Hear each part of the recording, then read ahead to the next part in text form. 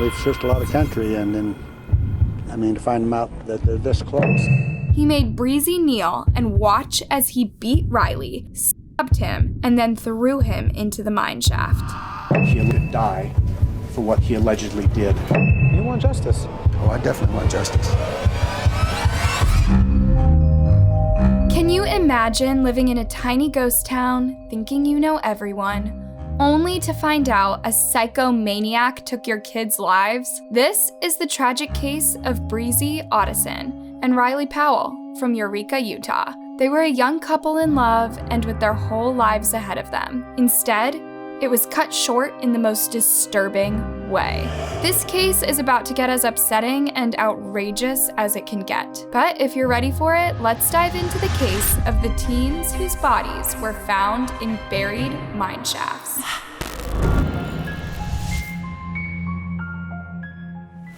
This story begins in Eureka, Utah.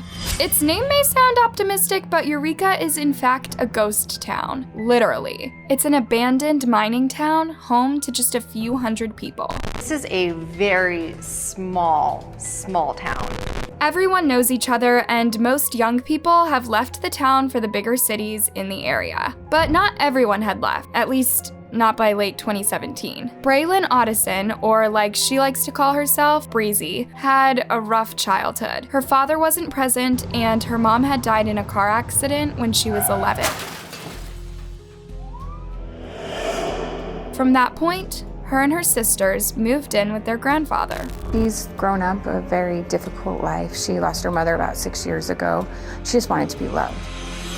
In 2017, Breezy was 17 years old and had just found love and acceptance with a boy from the same town. Riley Powell, who is just 1 year older than Breezy, had grown up with his grandfather too. His mom, Misty, had given him up for adoption as she struggled with a life of substance abuse pretty much a few houses down the road. But Riley loved his grandpa Bill a lot. When his grandparents got a divorce, he stayed with Bill, and his sisters moved in with their grandma, Linda. Lee's father, correct? Right, I adopted him. You and Linda split up, but you had primary custody of Riley?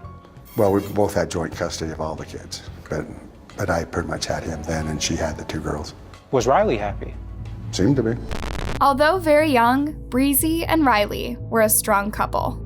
Did you feel like this may have been just a teenage fling, or was this something serious? No, I felt like it was serious. This was a meaningful relationship. She felt safe with him. Indeed, Riley was a very calm, comforting figure to Breezy, who, apart from her grandpa, had no one like that. And the same applied for Riley. Soon, Breezy moved in with Riley's grandfather. Riley and Breezy spent Christmas together in 2017. One day before New Year's, they drove down to Tooele to celebrate the holidays with Breezy's family. Tooele was about an hour away from Eureka. Breezy and Riley had dinner with Breezy's Aunt Amanda, and they even mentioned Breezy might be pregnant, which, despite their age, was an exciting prospect for the two. That evening, Breezy hugged her aunt goodbye and drove off with Riley. That was the last time Amanda saw her niece. The young couple were supposed to drive for about an hour and reach their families in Eureka, but hours and hours passed, and no one knew anything about Breezy or Riley. Their phones appeared to be off too. It just seemed like they had vanished. When Riley and Breezy go missing, communication drops, you say December 30th, right? Yes. Nobody hears from them, no social media activity? No social media activity, no debit card activity, no one has seen their vehicle, nobody knows where they are. Some 72 hours after Riley and Breezy's disappearance, their families filed a missing persons report at the Joab County Sheriff's Office. We received a report through the Sheriff's Office on January 2nd of them reported missing. They'd been missing estimated, 2 or 3 days. The police's first step was to search through the teens' social media accounts and track down any chats that could lead to their disappearance. Before long, they found Facebook messages between Riley and Morgan Henderson, another Eureka resident who people didn't know was close to Riley and Breezy. The messages between the two were from the evening Riley and Breezy went missing. Needless to say, that triggered an alarm. The police immediately called Morgan in for an interview. She responded and told them Riley and Breezy had indeed stopped by her place in Mammoth as they were driving from Thule back to Eureka on December 30th. According to Morgan, the two were only at her place for about 40 minutes. Then they drove off, and that was the last time she saw them. With no proof of foul play, the police initially treated this case as a search and rescue operation, more than a murder investigation. By January 3rd, the search and rescue operation had gained a huge scale. Law enforcement agencies from Utah, friends, and family of the couple were searching the 10,000 square mile area between Thule and Eureka. But someone was missing from every search party. Riley's mom, Misty. In the beginning, I had reached out to Misty, Riley's biological mother. She didn't respond back to me. The first initial search on January 5th, we would have thought that she would have been there, but she had messaged me the night before and said, "Thanks, wish I could do more," whatever that means. That's a strange comment indeed. Wouldn't any mom want to find her missing son? This sent a few red flags among Breezy and Riley's families. Bill, Riley's grandpa and adoptive dad, never missed one search, barely taking any breaks from sunrise to sundown. But after a week of exhausting and apparently useless searches, the families put up a $2,000 reward for any information leading to Riley and Breezy's discovery, and more specifically, to their Jeep car. That made sense. The two had left Eureka in Riley's Jeep, so the car had to be somewhere between the two towns. On January 11th, almost 2 weeks from their disappearance, the Civil Air Patrol found Riley's Jeep parked near the Cherry Creek Reservoir, 14 miles from Eureka. Well, then once we found the Jeep, then as we started to, investigate the Jeep further, then it started to lean towards foul play. Hidden in the bushes, there's windows rolled down, 2 of the tires have been slashed. They've been cut from the sides, not necessarily from running over something. It gets even creepier. Riley and Breezy's clothes were inside the car too. There wasn't any blood or any signs of struggle, just their clothes and their car with slashed tires. The sheriff concluded that the Jeep had been moved there, then its tires were cut in an attempt to stage something, to distract the police from where they should really be looking. The police figured out that much, but unfortunately, finding the Jeep only triggered more questions. Where was it that they should be looking? Who had moved the car, and why? The only interesting piece of evidence the police had gathered from the car was a camouflage-colored toe strap. Now the police were certain they were looking at foul play, and just as they were trying to gather more evidence, a witness came forward. He had seen someone towing Riley's Jeep on the same day the two were reported missing. And since Eureka is a ghost town where everyone knows each other, the witness was certain that the car towing Riley's Jeep belonged to Lee Shepard, the boyfriend of Misty, Riley's biological mom. Sheesh. The police immediately went to Misty's house, where Lee lived at the time. Misty fully cooperated, saying she doesn't know anything about Lee moving the car. Lee, however, refused to talk. You've refused to interview with our detectives. You're correct. That sounds like a major red flag. It is. It's a red flag. It's something that heightens our suspicion. So the very next day, the Utah police turned up with a search warrant for Misty and Lee's home. By now, the police were officially looking into homicide. Police are not only searching their house, they're looking for evidence that what is at Misty and Lee's house could have something to do with their disappearance and could have something to do with them being potentially murdered. So the sheriff found quite a lot of drugs in Misty's home, but that was not the peak of the search. It was the camouflage toe strap matching the one found in Riley's Jeep. So it really was Lee who had towed the Jeep, but why? Crime Watch went over to Misty's house and talked to her and Lee. Somebody out there knows what happened to my son, and it's not me. I wouldn't hurt my son. Yeah, I gave him up for adoption. Misty went on to say that she knew she messed up her life, but that doesn't make her guilty of Riley's disappearance. She added that she was positive that Lee had nothing to do with the case, and explained that they're no longer together. Crime Watch found Lee just down the road. The sheriff says you won't talk to him or his investigators. I talked to him. He says you're not cooperating. Not my words. Well, the first time they come out, I had cupboards out and painting, and my truck was broke down, and they want to go right then. I said, can I come in tomorrow? He's like, another day? I said, well, yeah, you know. So, according to Lee, he was just too busy at the time to come straight to the police station. He denied towing Riley's Jeep or having anything to do with their disappearance.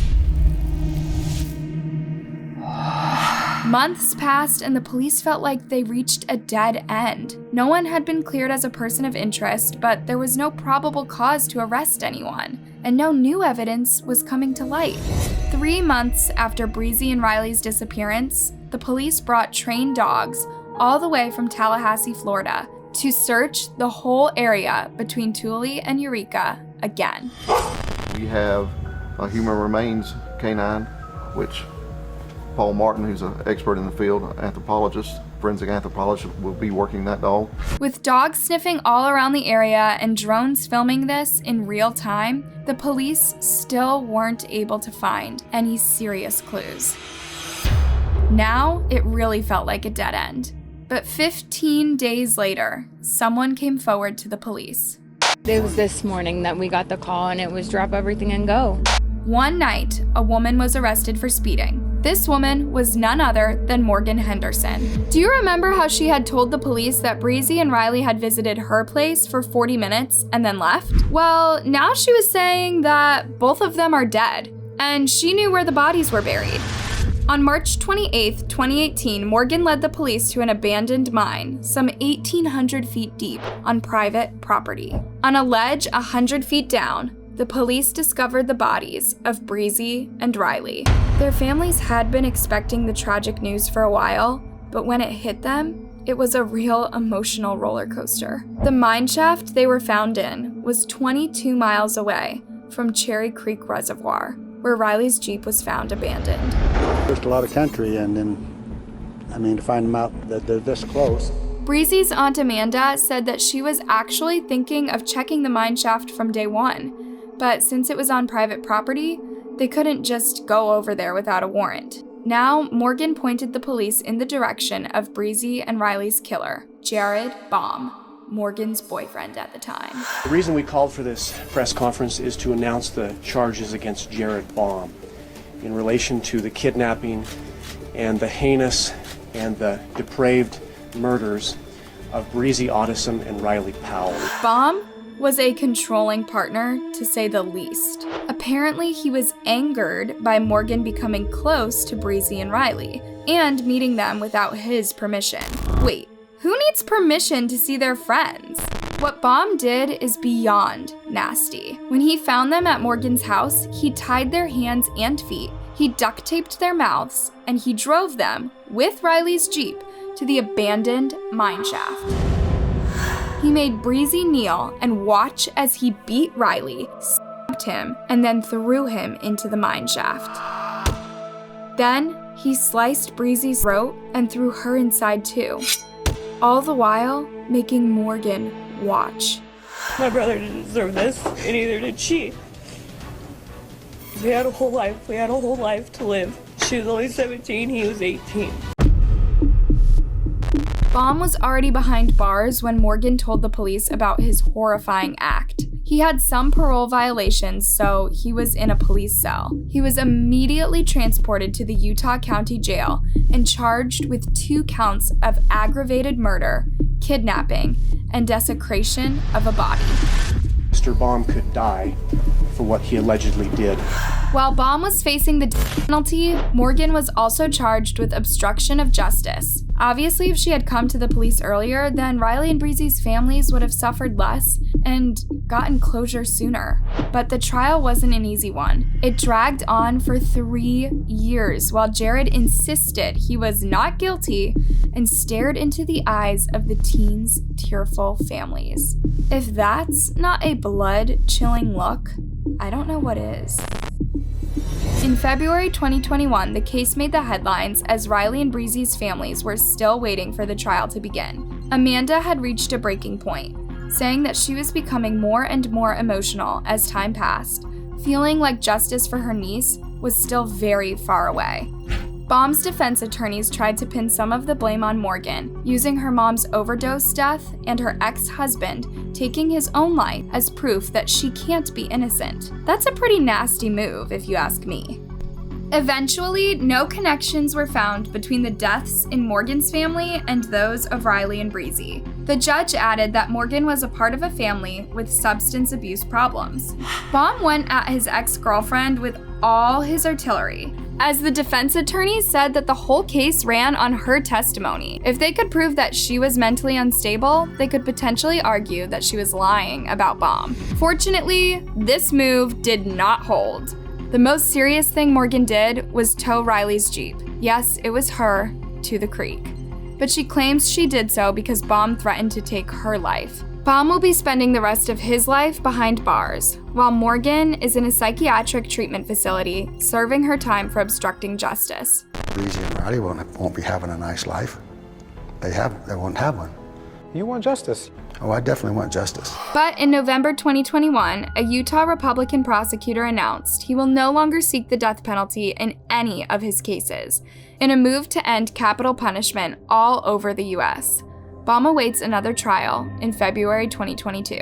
Riley and Breezy's families know it will be hard to get justice for their loved ones. No amount of years behind bars will make up for what Baum did to two innocent teenagers. But their families are working hard to remember Breezy and Riley through a Facebook page titled Justice for Breezy and Riley, and through organizing community activities such as a Christmas tree decorating at the memorial they made in Eureka. Breezy's Aunt Amanda will never give up hope. I love both of those kids so deeply, and this fight for them, that's what matters to me. And we're going to make it happen. We're going to get justice for these kids. And that is the truly upsetting case of Breezy Otteson and Riley Powell. Thank you for tuning in to another episode of Anna Solves. Hey, don't be shy, give this video a like and subscribe. And if you can take it, why not check out our other disturbing cases? Have a good night, stay safe, and take care of each other. It's scary out there.